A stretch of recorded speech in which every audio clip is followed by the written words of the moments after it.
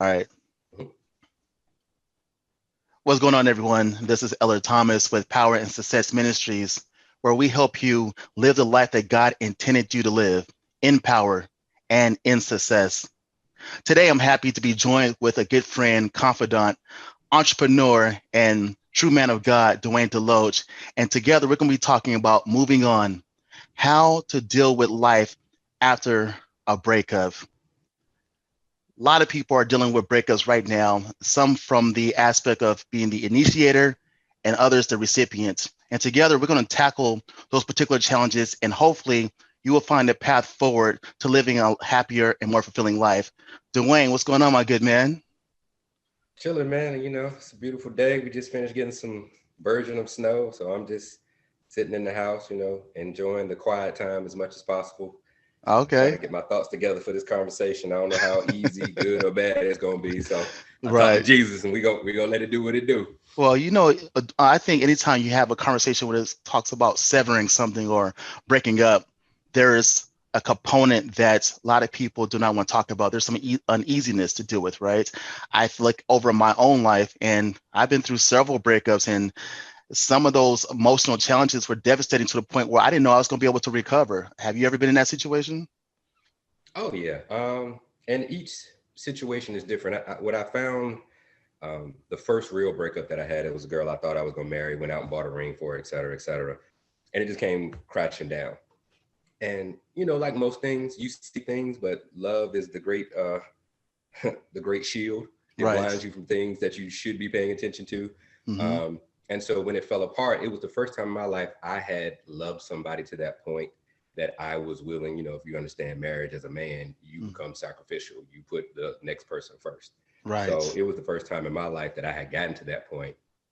And so as a man, a lot of times we're not taught how to deal with our emotions. Mm. So I had all these things that I was feeling that I had no understanding for. I didn't know how to balance it. I didn't know how to deal with it. So I went through a lot of destructive patterns.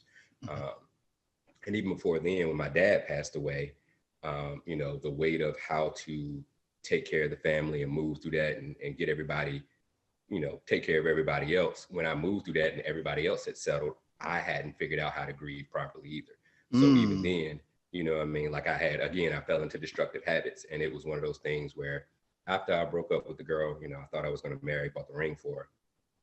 I had to figure out like, all right, I got to do more than just feel these emotions. I got to understand them. I've got to figure out a healthy way where they're coming from, what they mean. And so I think that was kind of the first time that I ever kind of leaned on God from a standpoint of I kind of moved into this space where I was like, I got to hear from God. I got to know what's going on. Nothing that I understand makes sense. Right. Um, and it was just a process. And it was kind of one of those things, you you talk long enough, you expose your wounds long enough that there's some type of healing and understanding brought by. And some things you never get an answer for. Like Right. honestly, you just got to close the door on it. But just understanding where you are and who you are and why you feel this way. Why do you feel like you're not valued now that this person has moved on or told you they don't want to be a part of your life anymore? Like you have to come and go get your identity back. That's one thing that Dr. Darius, I think his last name is Daniels, talked about in one of his things was once you've been rejected, there's a part of you that has to go back and get your identity now. Your identity Mm. was with that person. Now you got to go back and get your identity. You got to figure out how to be you without that person again. So there's just a process, and a lot of people don't want to go through the process. They want to ignore their feelings. They want to act like they're mentally stronger than the things that they're feeling. But thoughts and feelings are connected. Your feelings are based on what you're thinking. So trying to ignore your feelings or trying to ignore your thoughts. It's just a process that you just got to figure out. You got to go through it. Wow. You used a word that's very interesting to me, and it was pretty impactful too. You said grieve, time to grieve. Usually, when people use the word grieve, they're associating that word to death, but in many instances, a breakup is like a death. So, elaborate on the process or the word that you use, grieving. Like, why you choose the word grieving? I use grieving because whenever you've attached yourself to something, whether Mm. it's a vision, a person, a dream, whatever the case may be, and you experience that loss, there's a grieving process. Your heart is literally trying to say, I'm letting go of something. Mm. And especially when you're not prepared to make that move, it's much harder. And so I use grieving just from a standpoint of that's what you go through. You go through all the emotions of anger and trying to negotiate, all the steps of grieving you go through. And so whatever it is, it's a process. And I think a lot of times grieving is misunderstood, like people only associate it with death. But anytime you've lost something that was close to you, that was dear to you, that quite frankly, you might even thought God gave it to you. You know what I mean? Like God gave Mm. me this thing inside of me to connect with. And now that I put in this work and effort, it's been taken away. And so you grieve. I liken it to the story of David when he lost his first son. Mm. And, he made some lot of stupid mistakes like we all do. And, it was kind of like God was like, hey, this is going to happen. And David, while the kid was alive, he fasted, he grieved, he cried. And I think you just have to go through that process. Like even the reality of it, you have to get to a point where you've accepted it. And that's one of the stages of grief, that you've accepted the reality of what it is, and then you Mm. let it go. Right. And as I was studying before we hopped on this call today, I've been trying to figure out personally how to be still. And I read the Hebrew word for still when in one of the scriptures is still is to let go, is to release. Right. And Mm. so I think that's the part that grieving often has to come to. It has to come to a point of release. And with David, once his child was dead, the dudes that was trying to comfort him, they were scared. They were like, yo, he been cutting a monkey since he found out. Right. Right. When we tell him this, ain't no telling what he's going to do. And they were amazed that once they said the kid was gone, he just came to this place of acceptance. He cleaned himself up. He got something to eat. And then it was like, this is the reality of my situation. And as Christians, a lot of times we want faith to ignore reality. That's Mm. not what your faith is supposed to do. Your faith is supposed to give you a God perspective of what can be. Right. And so, don't ignore the fact that the person died. Your faith now tells you that they're just asleep. They're in a better place than where you are right now. Right. They're forever with God. There's no more pain. There's no more suffering.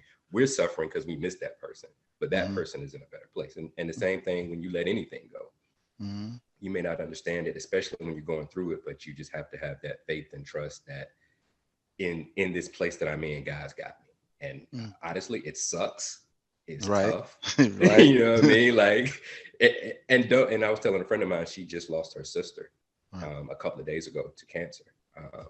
And I told her, like, there is no need to hide your feelings, not talk to God in an honest way. You think for some reason you not talking about is God not knowing? Like, nah, it's not how it works. Right. Right. So wherever you are, be honest about it. And that's my only claim to fame in life. I Mm. made a decision a long time ago. I won't lie to myself.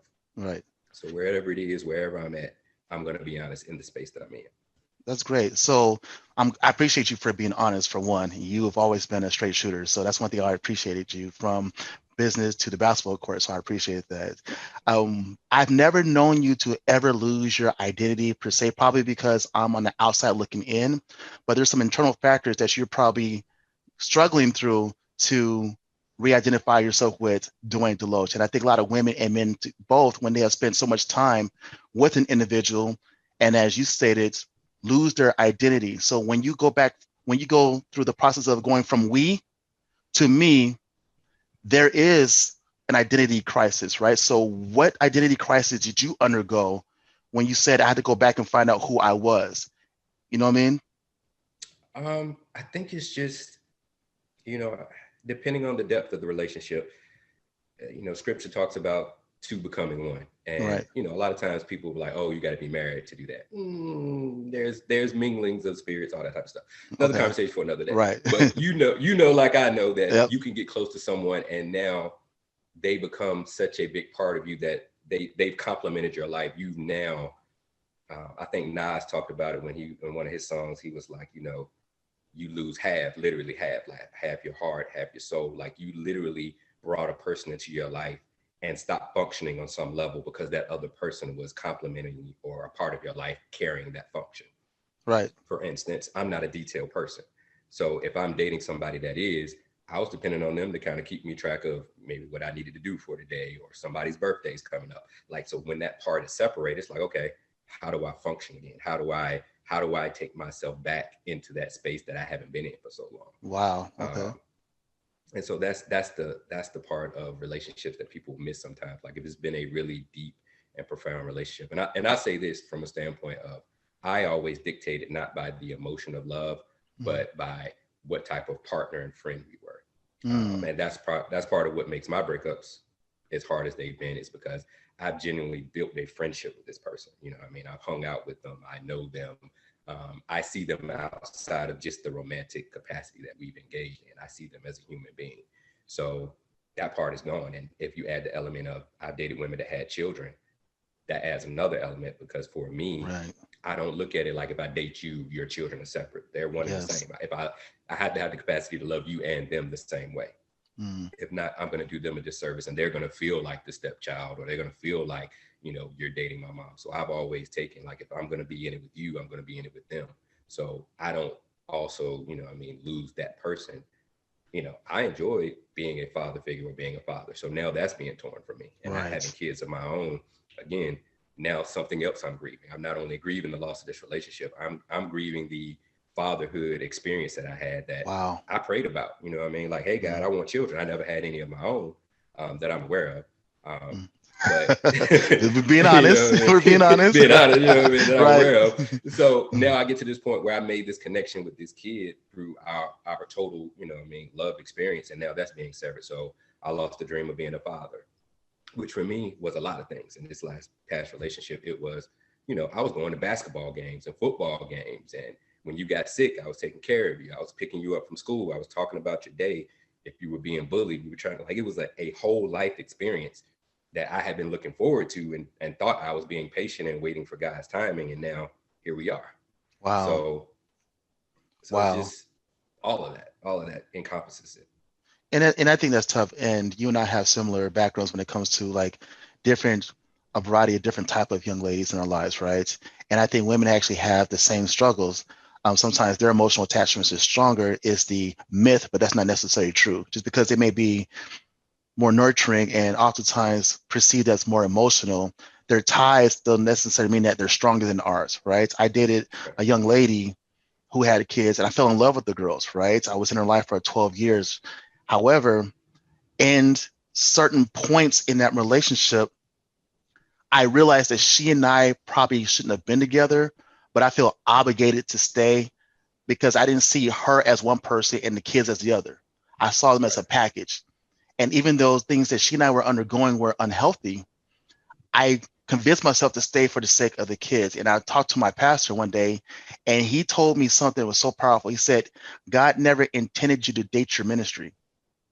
Right. And when we look back and start talking about what is the purpose of this individual in our lives, that's what we have to get down to. Is like, I'm attracted to you, but is my attraction enough to say I'm supposed to be with you? Right? And vice versa.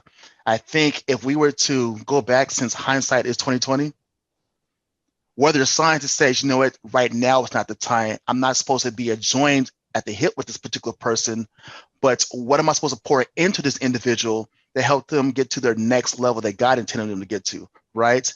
And I still look back in my life, I had undergone a divorce, and the young lady I dated, she and I were good friends, right? So we know each other since we were 15. And so she was there at one of my lowest points of my life. And she hung in there and saw me through the healing process. Then we went from black and white to gray and blurred those lines and never succinctly talking to each other about where this is going. So we operated in gray for a long time because Right. gray seemed like a safe place, but it was also a place for me to understand, okay, who you really are. I did not have an identity outside of her, except for I was father figure and she and I together per se, but she was doing what she's doing, I was doing what I was doing. And it wasn't until we made the decision that, okay, you know what, we're done playing house game, let's get together. And it was at that point I found out that she decided to allow herself to be with another individual who had to be the father of her kids, right? And that tore me, Dwayne. That tore me because as men, we're pretty methodical most of the times when we decide to give our heart to someone, right? We go through these filters like, okay, this is a woman I want to be with. And when we made that decision, we find ourselves like, oh my gosh. And when that hurt happens, we do entertain some destructive behaviors, right? Right. I think about Samson. And since my pastor told me, don't date your ministry. And in Samson, the beginning of, I think it was the 14th chapter, Samson wanted a young lady that was outside of his group, right? And his mother and father knew that's not the woman he should be with. but he was adamant about having this woman. And scripture even talks about how his parents said, I don't think God even wants this to be for you, but he was adamant. So he finally get contact with this young lady.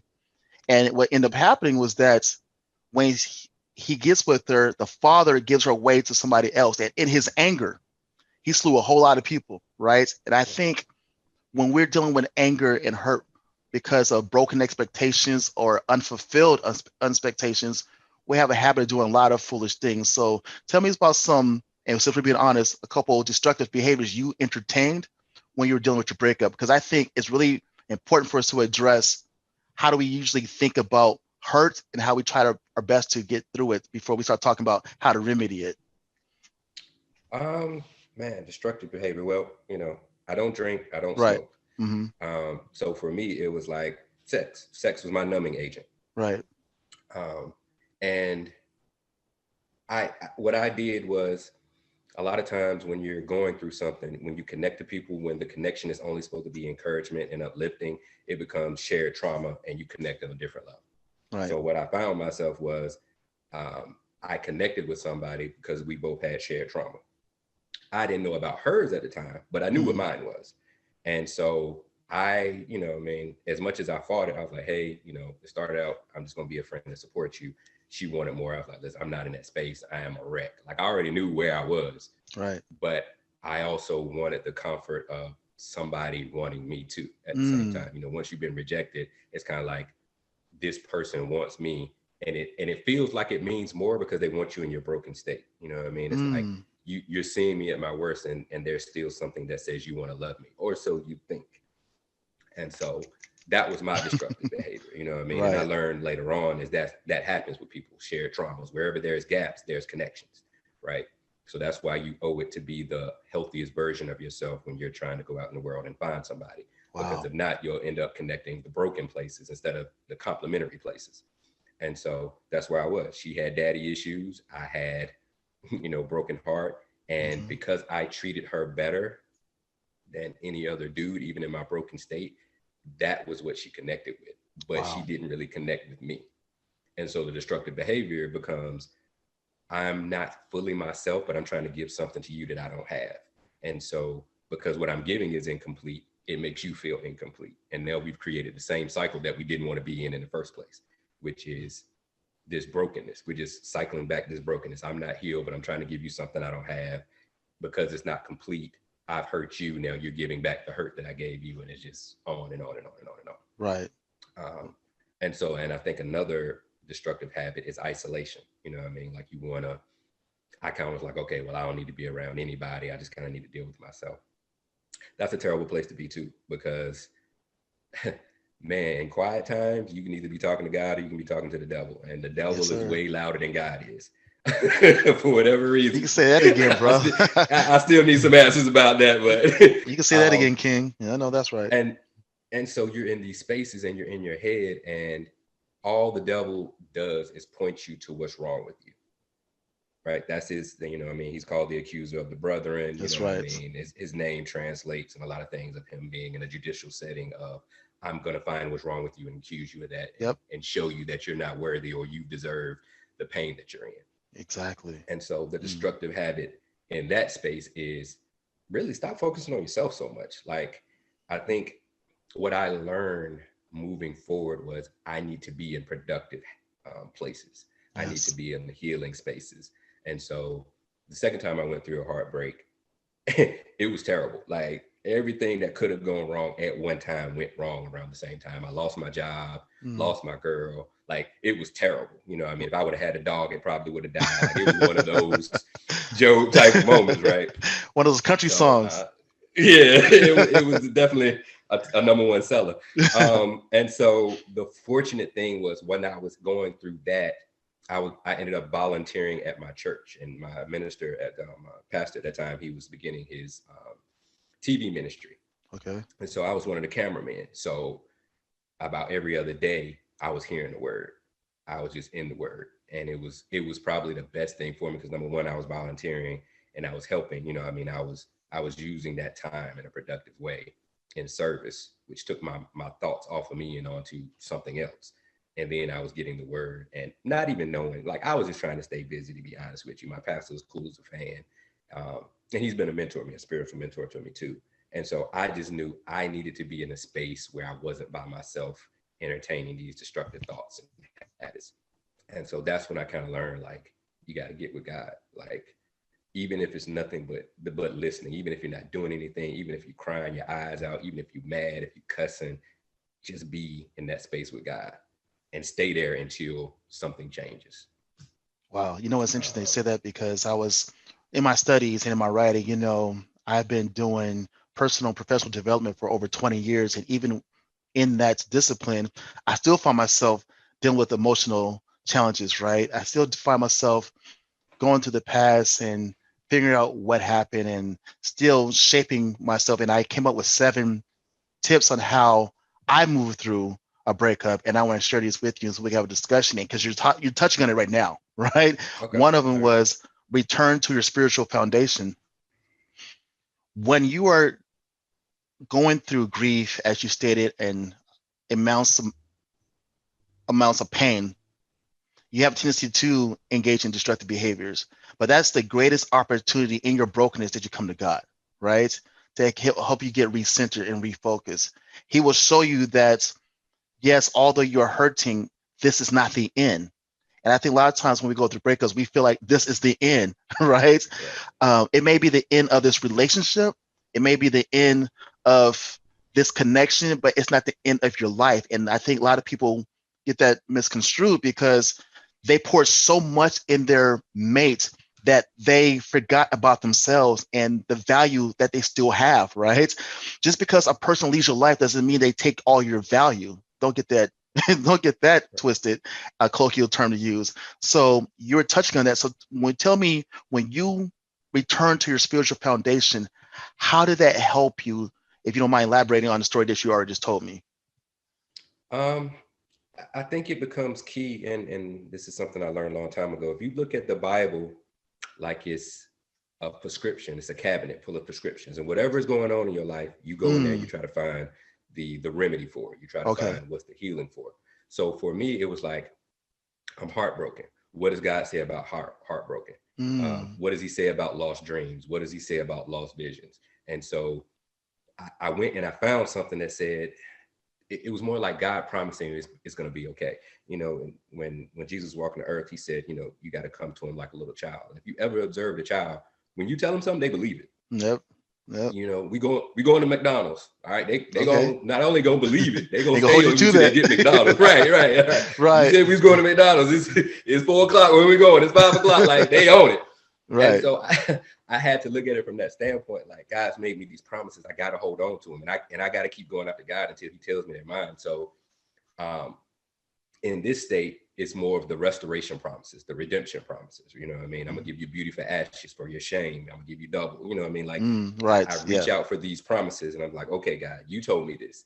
Where I'm Hmm. at, I can't see it, but I have to trust you enough to walk through it. Hmm. And one of the things the scriptures talks about is the word being a light into your path. Yes. Um, and I think about, I try to visualize what these things are. And he talks about a lamp. A lamp only guides you to your next step. If That's you got a right. flashlight, it's a limited view in what you can look at. And Thank you, so sir. that's what I'm trying to do. I'm trying to push out everything else that I see because again, the devil can be so loud. You know what I mean? He walks around like a roaring lion. He can Hmm. be so loud. So what I'm trying to do is I'm trying to push out all of that noise that says I failed or I'm a failure or I'm not worthy of this and this, that, and the third. I try to push all that aside and I say, okay, what does God say about it? And that's the space that I try to stay in. Yeah, I think that's beautiful, Dwayne. I appreciate that, sir. I'm gonna be honest with you. There was moments when I was going through my grief and I was overstricken with hurt that the last thing I want to do was turn to God because I was blaming God, right? And the reason why I say that is because if He is the orchestrator of things that are to, that were started and to come, then He know what to and what not to put in to my path because He knows me, right? So Right, I remember lead us not into temptation, right? So I always right, felt like I desire a certain type of woman. I like these type of women, right? And why does God not take away this attraction I have for those particular type of women, you know what I mean, and leave me at my own devices to struggle with that? um, but that's my ignorance. I come to Right. find out, right? I think Yeah. God does not lead you in temptation, but oftentimes we led astray by our own desires, if you will. And then we were talking about Right. Samson, Delilah, for example, and we all have a Delilah, both men and women. And Delilah is nothing more of that individual that we're overly attracted to the point we become blinded by our purpose. Because Samson's job was to be a judge. However, led by his heart and his desires, it took him through detours that he shouldn't had to have gone through, right? And it wasn't until I got older and more mature spiritually that I'm sorry. I had to say, sorry, Lord, I'm so sorry for blaming you. I thank you for not letting this relationship continue on, right? I had not known that you had greater for me. What I thought was the greatest of women, God was like, you have absolutely no idea. You are looking at this particular person in your limited view and how you feel about this person. What I have for you is so much greater. See, this young lady might be good for a time such as this, but she was not designed to be your wife. She was not designed to help you grow and strengthen and achieve your purpose. And I think going back to your spiritual foundation helps you realize where you've erred, where God can correct you and then put you on a new path. Now, since we've been honest, that doesn't necessarily mean that my stupidity stopped there. I mean, Oh, no. I mean, one thing about as my pastor says, as a human being, I can tear some life up. I can jack this thing all the way up. right. So no, and even when as we talk about Samson, when I was reading it, the one thing as I was reading the study notes on it, it said God used an opportunity to create conflict with the Philistines. Like Yes, Samson's whole purpose was to get rid of the Philistines. that's right. Mm-hmm. So when I read that, I'm thinking, even in our faults, God is trying to bring something out of it. Yes. And so that's what I try to, and trust me, it sucks right now. Like right now, I tell people all the time, I tell Jesus I ain't happy and we gonna talk about this at some point. Like, I don't know when. like I know I can't ask this, but Jesus, you got some explaining to do. You know what I mean? Like right. that's how I feel. Like you need to talk to me about this, because anyway, whole other conversation for another day. But that's For the sure. honesty I approach it with. Like you got some explaining to do. I don't deserve an answer, and I might not ever get one, but I sure would like to talk to you about it. Right. But that's kind of what I took from the Samson thing, is that God uses our broken states even to bring something out of it. Right. So sometimes we don't cut it off when God said, okay, that's enough. Mm-hmm. And that's the problem. Right. Right. You know what Right. I mean? It's like God has created a framework for what this is supposed to be, and we push past that framework. Mm-hmm. Wow, I appreciate this. Yeah. Yeah. So I think and again, I can look at other relationships, and even when I went to counseling, and let me say this: go to counseling. Say it. Go to counseling. Like for real. I'm black. I'm man. Ain't no wrong with me. Go to counseling. Here's what I found counseling to be. Uh-huh. Counseling gives you perspective and tools to handle situations that you're not equipped for. Right. So when I've been going through things, I'm like, I don't know what I'm doing. Mm-hmm. Straight up. Like I'm praying, I'm reading, but I don't know what I'm doing. Right. Let me go get some skills. I look at it like anything else. If I'm in the kitchen, I got all these ingredients and I don't know how to cook. Come on now. Turn on YouTube and watch a video, right? Like, how do you cook this? Like, let me get some instructions. Let me get some skills. So that's what counseling is. Mm-hmm. It exposes you to you. Counseling allows you to ask questions that you didn't even know you needed to ask. Wow. You know what? And that's what I use it for. Like, I need to ask some questions, but I don't even know where to start. Maybe you can help me. Let me tell you the situation, and then you can talk to me. You know what's funny? It's like you and I are so in sync with each other, because remember I told you I had 7 steps to dealing with your breakup, right? This is a great segue into step number 2. Take care of your body. Take care of you, right? And I think after you've gone through these, return to your spiritual foundation, studying the word, praying, praising, whatever that may look like to you. Now you still have to take care of you, right? So tell me a little bit more about this counseling thing, because you seem really passionate about the counseling and why is it so important when it comes to taking care of yourself. I am, because sometimes you just need perspective. Like, I've always said the relationships do one of two things, and I could show it scripturally, but they either reveal something in you or they reveal something to you. Right. And a lot of times when you're in the middle of a mess, you can't see either. You can't see yourself and you can't see what you're supposed to see. Mm-hmm. So what counseling allows you to do is it says, this is the mess that I am. Can you put this in perspective? Can you give me something to look at other than the mess that I see? And Mm-hmm. that's what counseling has done for me. It is because I mean I'm a geek, you know what I mean? Like I've been studying all types of human behavior since I was 15. I started reading Okay. philosophy and studying poetry at 15, Sun Tzu's Art of War at 16, Malcolm X biographies 16. Like I've been a geek for a long time. So Okay. my understanding of human behavior is there, but I don't know everything. And when you're dealing with yourself, you're always harder on yourself than you are on other people. So whatever I was going to, I magnified it, condemning myself. I should have known better. I should have seen this. I should have known this. You know what I mean? I should have been listening more. Like all the things that you think you should have been better at when you were going through it. But again, if there was genuine love involved, like the Bible said, love covers a multitude of sin, which means you're gonna overlook some stuff. Right. You know what I mean? Yeah.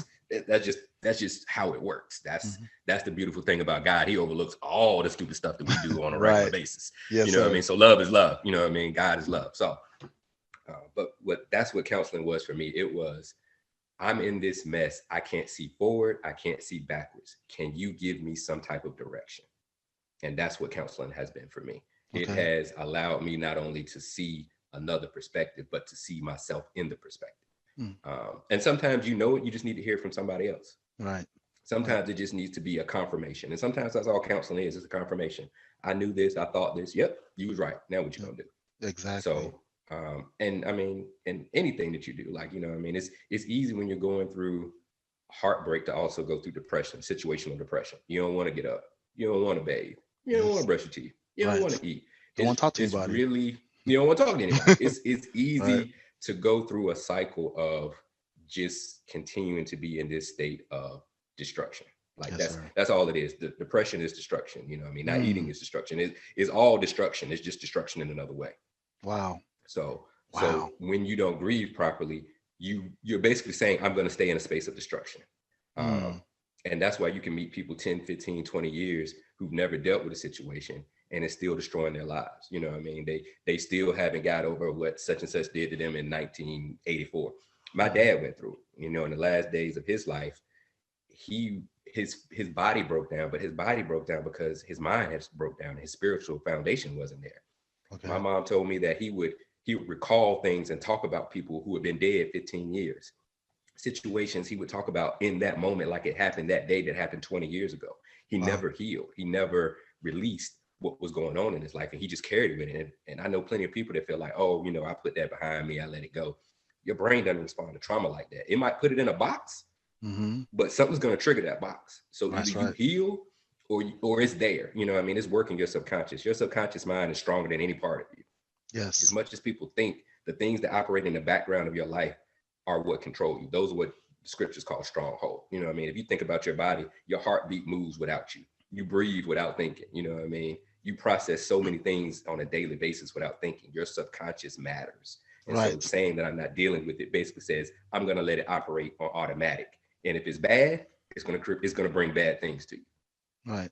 I am loving this conversation because I'm thinking about all the times when I didn't take care of myself.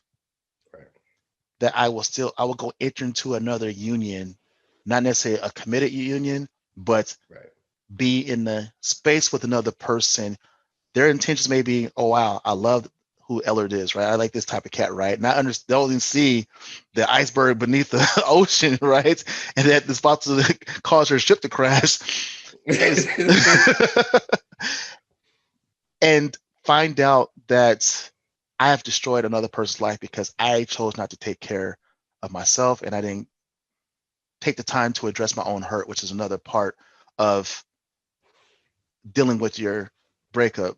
When you don't address your hurt and you're not taking care of yourself, you become a ticking time bomb. Let's be honest, right? I don't care if you're a man or you're a woman, you are a time bomb. And as you said before, you said things in a black box, something's going to trigger that. When you get in the next state or another place with another person, something they're going to say is going to be remotely close to what another person did. It's going to trigger that box, and all you say, you have TNT in your life. Just boom, just explode.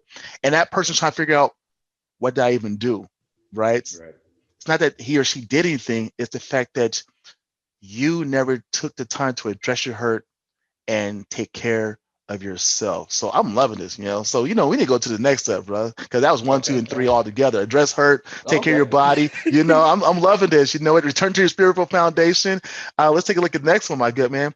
Yo, you and I are athletes, Right. and I think you're probably one of the best point guards I ever come across in the basketball court with. Not to say that you're best in the world, but Appreciate you hold your own. I appreciate that, especially when you give me the ball. it. And step four is talking about, in addition to taking care of yourself, get active, right? Right. I remember in my depression states of closing the curtains, the blinds, laying on the couch, watching reruns of cartoons, right? And did not completely want to move. I must have gained like 15 pounds in a span of a week.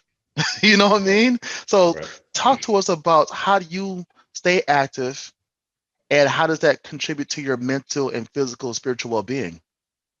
First, I'm going to say this. For you, you gain weight. For me, I lost weight. Okay. You know what I mean? Like I went to, because for me, I shut down, but because the way my brain works, and I won't go into great detail, but Right. at a young age, I was diagnosed as gifted with a learning disability. I have a Okay. tendency to be over analytical, Okay. right? I tell people, you ever watch Sherlock Holmes with Yes. Robert Downey Jr.? Yep. And I you know love that how movie. before something happens, these He pictures, and sees it. he sees the whole thing. Hmm. That's how my life works on a regular basis. Hmm. So it was really easy for me to get caught up in my thoughts and replay, spend so much time replaying forward, backwards in the moment that I didn't move. Like even though my mind was going 1,000 miles an hour, I didn't move. And so what I learned is that I'm gonna have to push myself. Now, not every day. Some days I just had to be in the space that I was in. Like some Right. days it was just laying on the couch, balled up, you know what I mean, with the remote in my hand, trying to distract myself. But what I realized is that because your mind is a goal-seeking um, computer, Okay. I gave myself goals.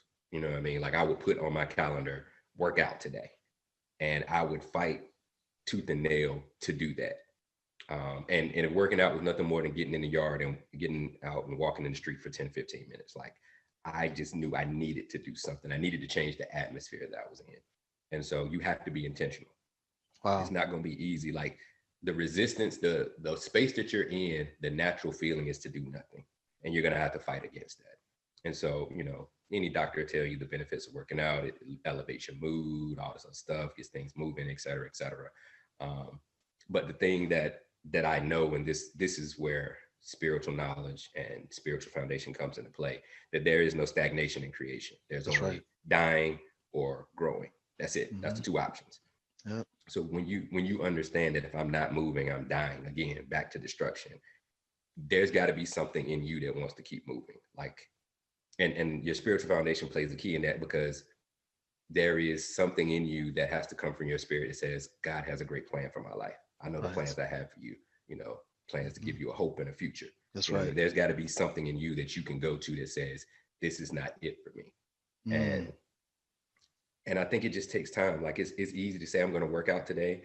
It's harder to do it. You know what I Do it. mean? If Hmm. you ain't took a bath today, it's way harder to get out and walk.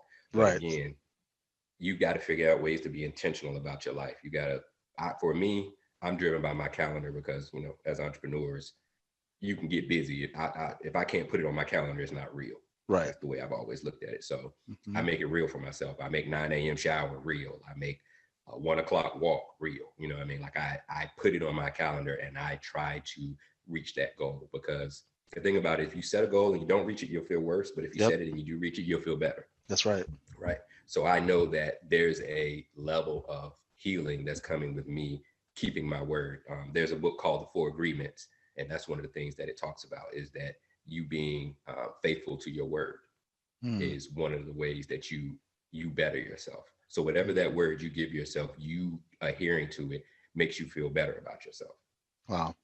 Wow. So that's what I did. I started promising myself and asking God to strengthen me, because that's one of the things that the Holy Spirit is supposed to do. He's your comforter. He's your strength.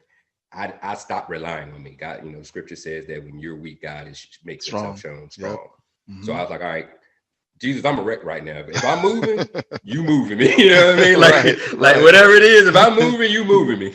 Uh-huh. And so I realized that, one of the things about the Holy Spirit is he's partnering together with you. He doesn't That's move right. without your help. Like, he's not forcing you. He's a gentleman. Mm-hmm. He's going to help you do what you're supposed to do. Mm-hmm. And that's what I found. Like, for walking, God just helped me get off the couch. God got me out the couch. I can get me out the door. Right. Ooh. And that's kind of the way I took it. Like, again, the light being the path. The next step is, all right, the next step is me just sitting up off this couch. Lord, help me sit up off the couch. If I can get that far, I can go walking. And so that's just how I looked at it. Like, I can't die here. You know what I mean? Like, and that was just my resilience. That was just me believing the word, understanding I have purpose, and knowing that other people depend on me. Like, you know what I mean? Like, I can't die here. I have something inside of me that is a value to somebody, even if not on a romantic level, but there's something that I'm in this earth for. If I didn't have a purpose, I'd be gone. So that's right. Yes, sir. You know what I mean? So I got to get up. I can't stay here. I've got to move closer to my purpose, even though I thought my purpose involved this person. It sucks. I don't understand it. I don't like it, but I got to keep moving. And it takes time for you to get to that place. I'm not saying it happens overnight, but that's why that spiritual foundation is important, is because there was something in me that always brought me back to God's word, no matter where I was or what was going on. Like, in those broken, and I tell people all the time, for me, after I cried, even if I cried every day, I had this sense of peace, like I was empty. And I could hear God just long enough. You know what I mean? I think, was it Elijah, when, whoever the chick was said, I was going to kill you, he ran out to a cave. You know what I mean? Like, after he mourned and ate and just basically was at the end of himself, he could hear God. And I think that's just the thing, a part of the grieving process. I could hear God, and I could hear him say, you got to get up. Yes. And that was it. Like, I got to get up. You know what I mean? I don't know what getting up looks like for every person. Every person's level of getting up is going to be different. Right. But some days getting up was just, man, go bathe, go take a shower, go brush your teeth. You know what I mean? Call somebody. Pick up. That's the other thing. Pick up the phone. Maybe all you got the strength to do is have somebody breathe life in you. Once I went through it, I called you, and I was like, man, I'm going through it, bro. Right. And I ain't got it. You know what I mean? Like, I need help. Right. And again, as a man, needing help always makes you feel less than. Like, there's something in you that says, I should be able to conquer the world on my own. That's just pride. I learned a long time ago from watching my dad that pride will kill you just as quick as anything else. Yes, sir. So, you know what I mean? I had to get to a point, like, what is it that I need? And who are the people? And that's the other thing. There are people that love you. It might not be the person that you wanted to, but there are people that love you. I started reaching out to them so they can invest in me, so they could love me to the point where I could get up and love myself. Ooh, I love that. That's gonna be so another. That's gonna be another conversation one of these days, right? Right. So that's what I did. I didn't tell everybody everything, because the young lady, I didn't want to cast aspersions on her, because, of course, right. You know what I mean? Because regardless of what we went through, she's a beautiful person. Like, yes. She may have made some bad decisions or hurt me in whatever capacity, but I don't want the reflection of how our interaction ended or is to be a reflection of who she is. Sometimes just people don't mesh because of different pains, things going on in life. So I just reached out to people, and I just let them know I'm going through something, I'm struggling. Of course, I don't have my normal outlets, and this plays a part in it. Being active in a pandemic is difficult. You know what I mean? Right. You know what I mean? I had outlets pre-pandemic. I could have dealt with heartbreak better pre-pandemic a lot. I would have went and played ball. I would have worked out. I would have traveled. But my world became four walls and a house. Right. So being active became even more challenging. And I think a lot of people go through that too. Like, my normal life has been taken away. I've got to grieve that, and I got to figure out how to have a new normal life. And so when sometimes the things you go through compound your ability to be active. You know what I mean? I've torn my ACL and things like that. Like, being active was different when I was recovering from an injury. You know what I mean? I still had to be active, but active can be, my mind has to be active. I need to be reading. I need to be learning. I don't need to just be letting my brain take over. I don't need to be turning on sad love songs. Like, I didn't do that at all. You know what I mean? Everything I listen to at this point is either gospel or hip hop. Right. You know what I mean? So I'm either bumping Nas, you know what I mean? Kendrick, Little Brother. Like, I've got something going on. Right. That is not taking me to the space of, oh, she left me, my heart broke. Like, I'm not listening to Boys to Men, End of the Road. Some of y'all might not be old enough to remember that. But at one point, that was the go-to It break was my a heart go-to. song, Yes, sir. You know what I mean? If you're doing something a little more modern, I'm not turning on Beyonce. I'm not turning on Renata. I'm not turning on The Weeknd. Like, I'm not engaging in this type of conversation with myself. Like, oh, we had something beautiful. Like, yeah, maybe we did. And maybe at some point I can look back at it and be like, yo, it was dope. But today Right. it sucks. And I Right. need a new vision for my life. So I look back on that when I got a new vision. Once I can live in Right. my new vision, I can look back on my past and Right. appreciate where it's brought me. Right.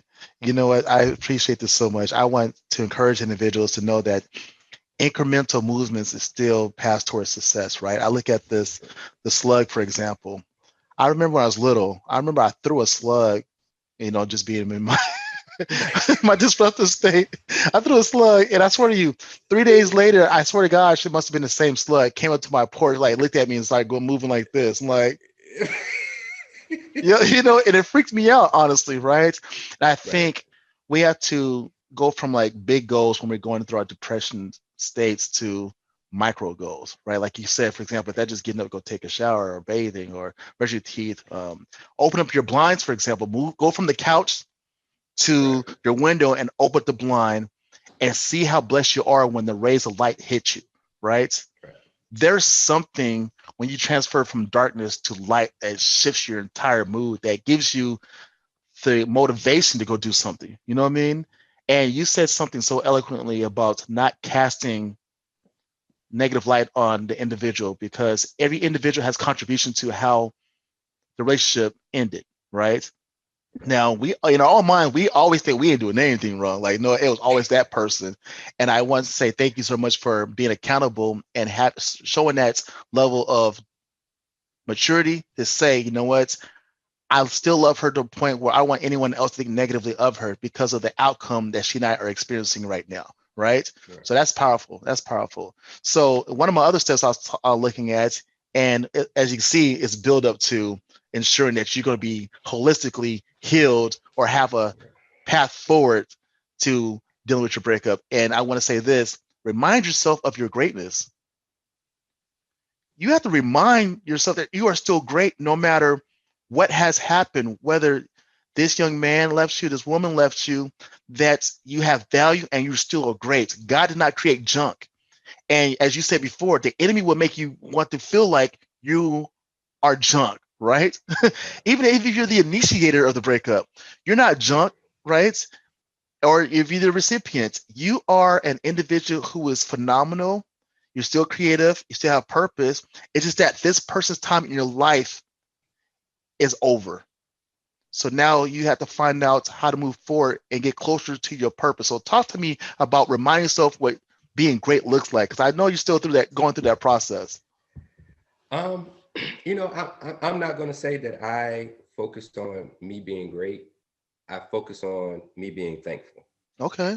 Um, and what I mean by that is, regardless of what this situation or heartbreak puts me in, I still have a blessed life. J. Cole said, "There's no such thing as a life that's better than yours." That's right. And so, what I've learned how to do is wake up and be thankful. I just start off thanking God. Thank you, I got a roof over my house. Thank you that I'm working. Thank you that I'm healthy. Relatively healthy. I just try to start my day of all the things that I'm thankful for. Thankful for the friends and family that do pour into me, that love on me. Thank you for the great relationships that I do have. Like, I start my day being thankful, and that shifts the atmosphere. You know what I Okay. mean? So once I'm thankful, now I can look at myself and be like, you know what, God's giving me gifts and He's giving me talents, and there are things that He's blessed me with, that instead of focusing on what I don't have, if I focus on what I do, I can grow that more. You know what I mean? Like, I can't focus on what I can't control anymore. And that's one of those things that I can't control. And one of the things that you and I talked about early on is completely letting go. Right. You know what I mean? And the one thing that I coupled with what you told me and what my counselor at the time told me was, do what your heart is strong enough to do. Mm. Your boundaries will keep changing. What you're strong enough to do will keep growing as time goes on. Mhm. So give yourself a place of growth. And if you try to get there and you don't meet it, you know what I mean, you know where you are. Work from that space. And so when I reflect on myself, I work from it from spaces. You know what I mean? I work from it from a space of who I was with this person. And as that separation goes, who I am as an individual. And that focus becomes clear. Like I look at myself as I've got something special on the inside of me that God gave just for me. Your gifts are open doors for you. Let me get back to what that gift is. And as I told you, offline, the only thing I'm trying to do in this season is hear from God. Right. Like I don't wanna, even if I have a plan or something I think I should do, I want God to confirm it. Like I'll write it down and I'll put it somewhere. But I'm still trying to figure out, is that me talking to me or is that God talking to me? Right. You know what I mean? And so that's my focus now. Like I want the word of God to breathe life into me. And that's what my focus is. Like, what is God speaking into me? Because that's where life begins and ends. Like, so if I'm not getting that, then anything I tell myself doesn't matter because it's going to be built on something that's not true. So I'm trying to remove my consciousness and have a God consciousness. And that just starts with being grateful and thankful. And that has probably done as much for me as anything else. And also, I mean, and this is again something my counselor told me. She was like, don't ask God to fix the heart that you have. Ask God to give you a new heart. And so what I'm looking at is that it's going to be great for me is I'm going to have a new heart with new expectations and a new vision and a new capacity. Like I'm still going to be me, but God's going to give me this heart now that has been upgraded. You know what I mean? Like it's getting a car. Like I was driving this nice car. Now I'm in the Tesla. Right. You know what I mean? Like God's going to upgrade me and I'm going to be able to still be me in this vehicle, but this heart is going to have a capacity for something greater now. So that's when I think about greater or me being something, I think about God having something greater for me. Me have grown to the point where my vision can expand. And so I'm still in the process. Like what God got next to me, I don't have a clue. I'll be honest with you. I mean, I've moved in certain things because I felt like God has told me to, but I don't know what it's going to end up on. You know, you and I have done some things together, business wise, but like I told you, the pandemic, one of the things I had to grieve was my business. My whole clientele got shut down because they were the people affected most about how I did things. So, that's something else. I was like, man, I finally get to a point where something's clicking and it's gone. Like what happened to that vision? So again, if I base it on who I am, I suck right now. You know what I mean? But if I base it on God has a purpose and a plan and these gifts and talents are not, going to waste. I think, what is it? The calling that God has you on you is irrevocable. Yes. You know what I mean? So whatever I've lost, God still gave me this for a purpose.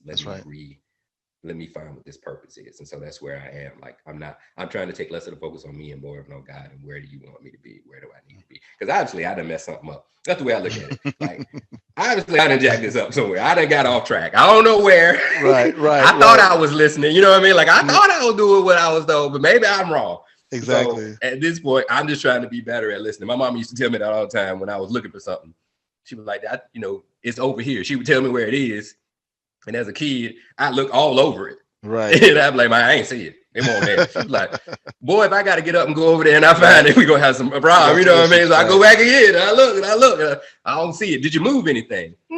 Did I move anything? Let me try that. You know what I mean? Right. Oh, here it is. You know what I mean? So I kind of feel like even with God, I got to take that same approach. Like God said, it's over here. And I overlooked it. I didn't move certain things out the way. Right. I didn't do what I was supposed to do on my end. So God didn't put me in the wrong place. I just didn't look well, So exactly. I'm trying to be like, look, somehow I messed this up because, the word of God, the seed of God is incorruptible. So I'm the missing link in all of this. That's I'm right. the foul. I'm the person that's fallible in all of this. And that's how I try to approach it. And don't get me wrong. I had some choice words for God. I'm like, I did what you told me to do. After that last relationship, I did X, Y, Z. I healed. I ain't touched nobody. I ain't drinking. I did everything you told me to do. You got some explaining to do. That's the human element. That's the Job element, right? Yep. And the thing about God is he'll let you talk that talk. He'll let you, all right, say what you got to say. Okay, you done? You done. You finished or you done? Okay, now it's my turn. Right. And so it's just kind of like, man, you just gotta be humble enough to come to a point where it's like, all right, man, I thought I was hearing you, but now I realized that I was missing something. Wow. And that's what hindsight is, man. So I'm trying to be open to the idea. And again, when you have a certain level of intelligence or pride, let's just call it pride, Yep. you gotta be like, no, dude, I did what you told me to do. You know what I mean? And that's the space that you sit in for a little while when you're mad at God. It's almost like, I did what you told me. Why didn't this work? But yep. Right. And you know Yep. what I mean? And then you got to sit back and be like, did I really tell you? Like, I told you to be a friend. I didn't tell you to be That's in a right. relationship. That's You know what I right. mean? Like you know better than that. Like, you know what I mean? Hmm. Like, you don't even need confirmation. Like, God word tell you, like, you shouldn't have been Exactly. there. Right. You know what I mean? Like, certain things, God were like, you shouldn't have been there. You interpreted the way you wanted to It's interpret it. true. That's true. But And isn't that so, what we do though? it's that. Isn't that what Yeah. we do though? I think as you speak about what you're talking about being thankful and how you go through your daily processes, that's all elements of greatness, right? Being able to humble yourself and come before God is probably one of the greatest things you can ever do, and give him thanks for the things that are still going well in your life, right?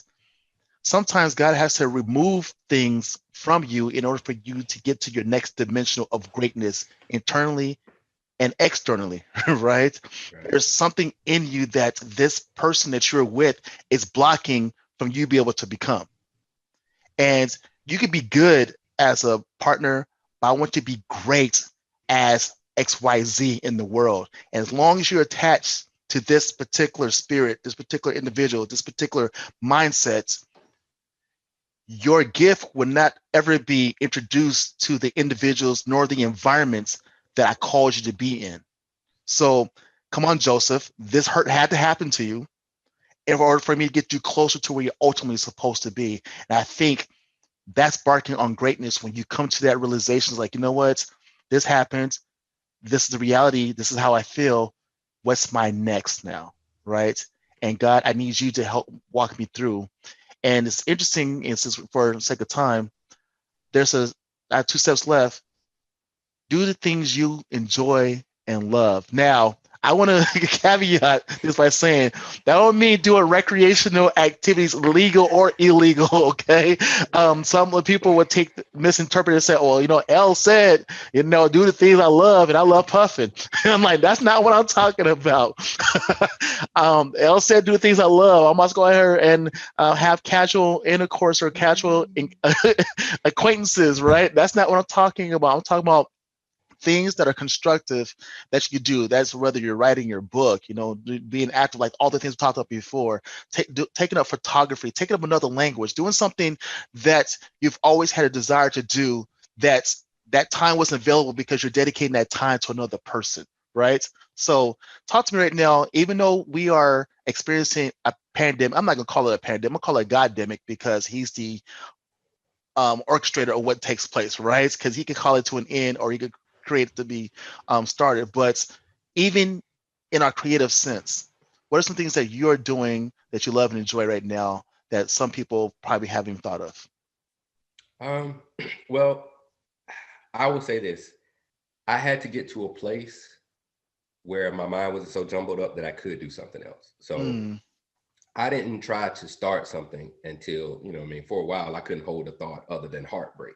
Like, that's okay. the only thought, you know what I mean? And so I had to speak past that thought. And that's all I could focus on. Like, all I could do was like, I got to say God's word, even if I don't want to, even if I don't believe it, I got to speak God's word. So there was just a period of time where all I was doing was building up to be able to hold a thought other than heartbreak. So once I got to that point, Mm-hmm. I started saying, okay, what are some things that are going to help me in the next phase of life? So, I went and got a business certification, what I mean? Something that I knew career wise, business wise was going to help me in the next phase of it. Um, and it helps if you've had a vision for your life. Like, I went back to the vision for my life. Like, I didn't have to Okay. think of anything new. It was like, what's on my vision board that I've ignored? And it was like, okay, I said I wanted to do some investments.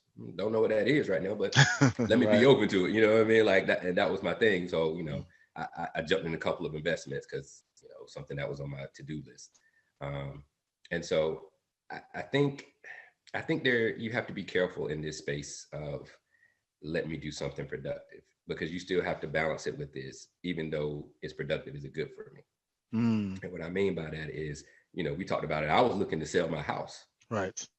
You know what I mean? It's something good, but I don't think it was good in that season. I think that it was more of a trying to keep myself busy and an emotional decision more than Mm, anything else looking back. You know what I mean? Because I justified it like, man, I can, what I put into it, I can get this type of return. But when certain things fell through, I was really pushing, they fell through. I sat back and I was like, is this now the time to be homeless? Is this now the time not to have a home? You know what I mean? Like right. I have money in my pocket, but no place to live. Is this the time for that? You know what I mean? Um, you know, do I really want to go from a house to an apartment? Like I really enjoy being Right. in the house. I like the peace and the quiet, you know what I mean? But because part of what was driving me was I had memories with that person in this house. Right. And I wasn't processing that.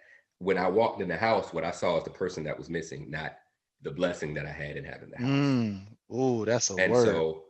so I think God at that time, and I was pushing. I had the real estate agent on the phone. She had come to the house. I had a dude trying to fix up my yard. Like I was Yep. on it, but things just kept falling apart, falling apart. And one of my prayers has always been, God, what's for me, let it be for me. Whatever door should be closed, close it. Whatever door should be Yes. open, open it. So I kind of feel like that was God. Like, yeah, you think you're doing the best thing for you, but you keep pushing. I'm gonna put things in framework so you can't go but so far. Wow. And so that's kind of how I looked at it. Like you have to make sure that your productivity is not an emotional push in to get rid of something that belongs in your life and then to bring something into your life that doesn't belong. Hmm. It's funny, and I thank you so much for that. Even with relationships, that prayer that you say, Lord, let what speak for me and be for me, and what if isn't, you let it be moved. And we say that, but I don't know how We don't want committed. it. We don't want it. We We don't want it know. for the good thing. We want Right. God to move the things that we see is Right. good in, Right. and the things that we see Right. is bad, bad. Right? Like that's Right. that's the irony of it. Like, That's right. hey, I wanted that. That was good. Right. No, That was bad, and no, you told me to get the that's what bad you stuff told out. me. So yeah. That's why. But they always tell you, be careful what you pray for. Pray for what you care for. Yeah, Be careful what you yeah, pray yeah, for. yeah, And it's yeah, funny because we look at our relationships, we forget that, right? We hear, and it's funny when I hear individuals who are faith-based individuals. I'm not going to say necessarily just Christians, but individuals who have relationship with God to be like this. Oh yeah, Lord, use me, right? Lord, remove the things that are not like you. Help me to achieve the life that you have for me. Help me achieve my purpose and my goals. Give me patience. You ask all these things, God's like, what you don't know, in order for me to get you there, I have to remove this person out of your life, right? I have to close this door, right? I think of King Xerxes, for example. If you read the book of Esther, King Xerxes was married to Vashti, right? And that was the queen. That was the queen. However, some things took place, and King Xerxes, like, it's for his boys, telling him, like, look, if this chick continue to disrespect you, our wives gonna think it's okay that they can disrespect us, right? So I don't know what you're gonna do, but I ain't having that in my house. So he dismissed her, right? But right, he had to dismiss Vashti in order for Esther to be an option. right, See, a lot of times we hold on to things that God wants to bless us with. It's going to expand our kingdom, his kingdom, expand our lives, increase our lives, but we don't want to get rid of it because of our relationship and our connection to it, right? And it's not until then we're asking God for these things, but God's like, I can't move until you decide to move. Now, if I move on your behalf, you really ain't gonna like it. So I'm gonna give you the opportunity to do it yourself, or I'm gonna do it. But either way, it's not gonna stop me from you living your purpose. But anyway, you got ready to say something, D. See, I think the element and the problem when you're a human being is time, right? Okay. Yeah. We can't see further than the moment that we're in. Right. So it's kind of like God sees things from front to back, from beginning to end. We only Mhm. see things in the moment that we're in. Mhm. So even if logically I can tell myself there's something better out there, the time that I'm in, I can't see it. That's right. And I think that again, that's why trusting God is such a key to everything in life. But Mhm. in the time that I'm in, I can't see it. Like even if I can say it, I can't see it. Right. And that's the part about that makes being a creative being so wishy-washy, Right. because the vision can be cast either way, Mm-hmm. right? It can be like there's nobody that's going to be better, and then Mm. there's somebody that can be better. The difference between the vision is what you are getting your vision from. Mm-hmm. If I'm getting it from me, then it says this was the best that I could have got. That's why I Mm-hmm. got to go back to God, because God's like, nope, I gave you some promises here. All Mm-hmm. right. If you can visualize them, if you can take this word and make it a picture, that's what he did to Abraham. Gave him a Mm-hmm. word, but he took him outside. He said, look at it. Mm-hmm. I'm giving you something that you can focus on. Right. And that's the thing about being in heartbreak, is where is your focus? And Right. it's hard to move that focus. Like Right. it's a work. I mean, every day it's a work. And I think that's the thing that people miss sometimes, is like, as hard as you work to keep that relationship, as hard as you got to work to keep yourself. That's right. If not more. And Yeah. more probably. Mm-hmm. And so that's the thing. Like, man, I gotta keep working. I gotta keep working on this new vision. And even if God told me, I gotta work to believe it. You know what I mean? It's Mm-hmm. work at every level. I gotta work to find it. I Mm-hmm. gotta work to hear it. I gotta work to believe it. I gotta Mm-hmm. work to believe it as much as I believed in where I am now. Mm-hmm. And that element of time is what makes the difference. What are you doing with that time? And it's a struggle, man. It is a It's a struggle. struggle. And I think in that struggle though is also where you find your strength too, right? Yeah. And what I was going through, I didn't become an author because I've always wanted to be an author. Does that make sense to you? I Mm-hmm. enjoyed Shakespeare. I enjoyed writing, but I knew nothing about writing a book. You're talking to a person in English 101 who got a C plus, right? And my English teacher said, Ellard, you could be a phenomenal writer if you just tune into that gift that you have. I'm looking at it like, well, I have a gift, but it wasn't until I was dealing with a major breakup and all the things were falling part of my life. God gave me a message to start writing a book. The first book I wrote was Moving Forward Courageously, 7 Secrets to Restore Love, Money, and Happiness in Your Life. You remember reading that one. And the next one was Defeating Goliath. God took my heartache, my heartbreak, all the issues tied to it, and allowed me to do something that I enjoy, which was writing, and help me create something that's going to empower, inspire millions of people, right? Which comes to my last step, give back. See, the gift that you have, Dwayne, the gift that I have, the gift that everybody has, when God introduces you to it, it's not for you. Right. With this conversation dialogue for us is helping us, but it's not necessarily for us. And it is a way of giving back to those who are struggling right now. We've been through the process many times. Some people, this is their first time going through a breakup. Some other individuals have to be reminded, yeah, you know what? There's some red flags I probably should have paid attention to, and I didn't. But now here I am, I'm stuck. So Right. give me an idea or a couple ways you feel like you're gonna give back to society, to yourself, to whomever. That's going to help inspire, provoke, and teach someone else. Um, I would sum it up into lessons learned. Mm, Um, Even where I am now, and because I've been there before, I can share my experiences and my thought processes, and I can help people understand where they're at so they can move forward. The thing about the hardest thing about leaving a relationship sometimes is that there's still hope, right? mm, When something is dead, you can move on. right, But as long as you have this element of hope, like there's a possibility, that's what keeps people coming back, right?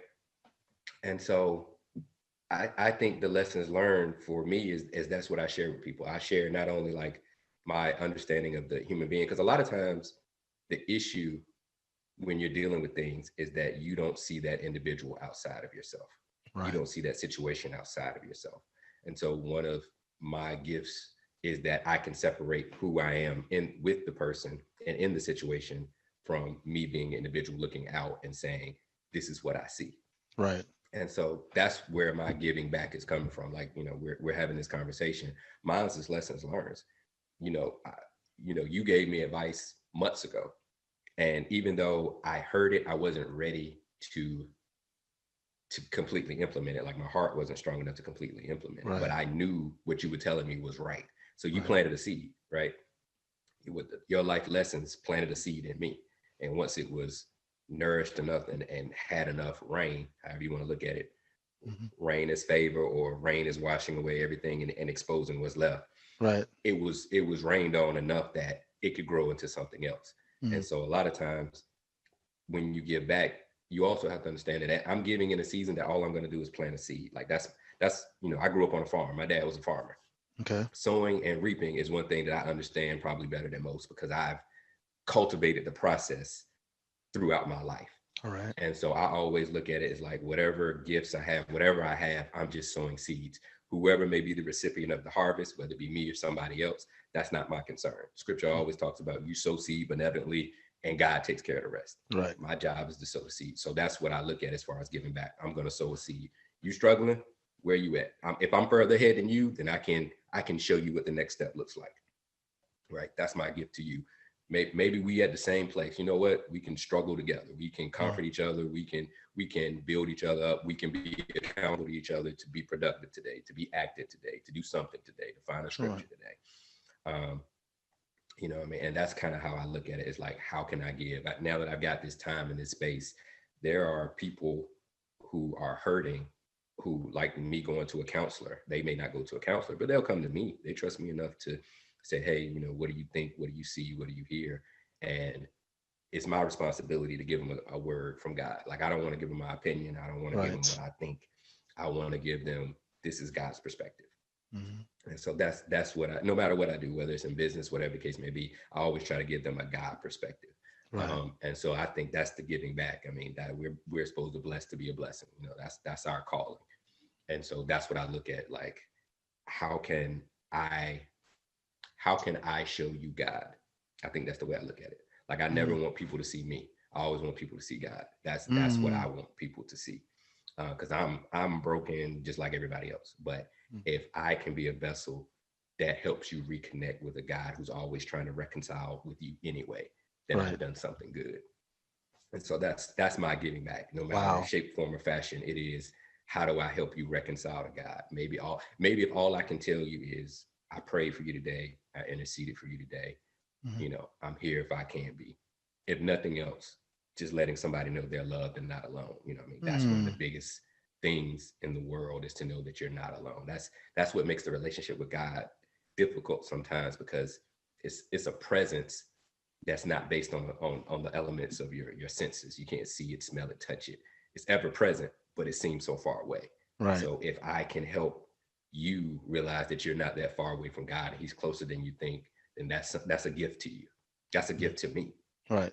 I mean, I can't tell you how many times that you called me, and it meant so much to me, man, because it was like somebody loves me, man. Like, you and other people just saying, "Hey, you okay today?" Like, that meant the world to me. Um, and until I could get to God myself, you guys were my conduit. So it matters, man. Like, what you do matters. You matter to somebody. That's why I say everybody has a purpose.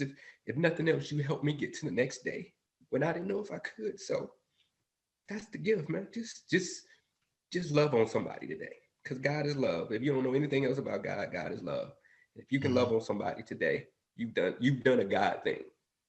I want Mm. you to think about that. You've done something that only God can do. You love somebody. So Wow. that's the way I look at it. I'm gonna tell you this. I love you, bro. I think even like my little brother, but I think even my little brother's stuff. I look up to you so much though, which is crazy, right? Um, your gifts and your talents, I've watched secondhand. This is not from something I observed, right? This is something I've watched, experienced. I saw the transformation of Dwayne Deloach and Deloach Incorporated. All the things you do and the fascinating things you do in people's lives. So I want to say thank you. But before we go, give us some inspiring and encouraging words to the people who are watching or listening to this message about dealing with a breakup today. All right, man. Let me get my eyes together. It's Allergies okay. kicked in a little bit. Don't want to Yeah, talk I about that. see it. Allergies kicked in. Yeah, you know what? Um, Those allergies in the winter time, boy, I tell you. yeah, I know, they're crazy, right? What was the question again? I got all off track. What's the question What are some again? inspiring or encouraging words you can leave people with today? Man, whatever you appreciate appreciates. Mm. And so this tricky thing about life is finding something to appreciate. You know what I mean? Like, no matter where you are and what you're going through, I think that the challenge is always seeing the beauty in life, right? Like, no matter the tragedy that's going on, the world is still a beautiful place. You are still something beautiful in that place that God has put you in. Right. And I think that's the tough part. And sometimes you just have to step back and say, what is the beauty in everything that's going on? And some days you don't find it in you just find it in life. Some days I could just be walking and I would see a little kid play, and I would just be like, man, they're so happy. They ain't got a care in the world. Um, I mean, the simple things, the little things. That kid over there playing with a can, right? Happy Right. as can be. Yeah. You know what I Hmm. mean? Like just enjoying life. And I think of how simple things can be and how complicated we can make it sometimes. And I think that's what you have to get to is finding the simple things in life that are beautiful, and sometimes you find it in other people. Sometimes you find it in nature. I got to walking and sometimes I would just see the sun setting and I'm like, man, that's beautiful. I mean, scripture talks about how God's invisible nature is seen everywhere. Right. And I Yes. think that is what you have to realize is that there's beauty all around you. Even in the tragedy of whatever it is that you're grieving, whatever it is you lost, a Right. relationship, a business, there's still beauty that can be found. You just gotta look. You gotta look harder because when things are going good, it's easy to see, That's right. right? I mean, I think David was like, he believed, and that's the key thing. He believed that he would see the goodness of God in the land of the living. You have to Mhm. believe that, and that's what your focus has to transition to at some point in time. Is that life is beautiful. How do I experience it on that level? It didn't stop being beautiful because of what I'm going through. I just shifted my focus into this state that I'm in rather than everything else that it could be. And Right. that's the challenge. What I mean? That's what I would encourage you to do. What I mean? Find something beautiful in the world, whether it's a person, a thing, a book, a picture, a word. Find something beautiful and thank God for that beauty because God is in everything. So Got you. the thing is you just got to find that beautiful thing for you. And it's tough sometimes, you know what I mean? But the better you get, and that's why thankfulness and gratefulness plays such an important part because it sheds a light on that beautiful thing. Like, man, Hmm. I got a house I'm living in. Like, there are people right now that are worried about the house losing their house because of the world around them, the things that are going on. And I'm blessed and fortunate enough to be in a house, four walls, warm. You know what I mean? Like, and I just started focusing on that. I started focusing on the beautiful things. I would call my mom, and then I was like, she's struggling too. I can do something for her. My presence can uplift her, and together we uplift each other. Like I just tried to find places where I could either find the light or be the light. Those Wow. are the two things that I focus on. And a lot of days in the beginning, I couldn't be the light. Didn't even try to be the light, but I Mm-hmm. tried to find it. I tried to find the light, and I think that's what you have to get good at. Let me find the beauty. Let me find the light. Um, and a lot of times you need to reach out to other people and let them know, like, hey, can you be a light for me? Like that was my question. Can you be a light for me? If only to let me know that I'm not alone. Can you be a light for me? Right. So that's what I Wow. got. Well, Not sure if that helps. Dwayne, I thank you so much, and I think every person who's watching, listening, who's decided to stay with us to take notes or to find a path forward.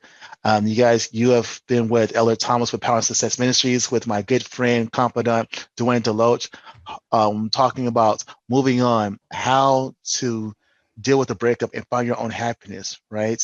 It's important for you to get to your next level. Where you are right now is just a comma. It's not the period in your life. So remember that. Stay strong, stay encouraged, and know that God got you, and so do we. Have a great day and continue on into the spirit of excellence. Thank you.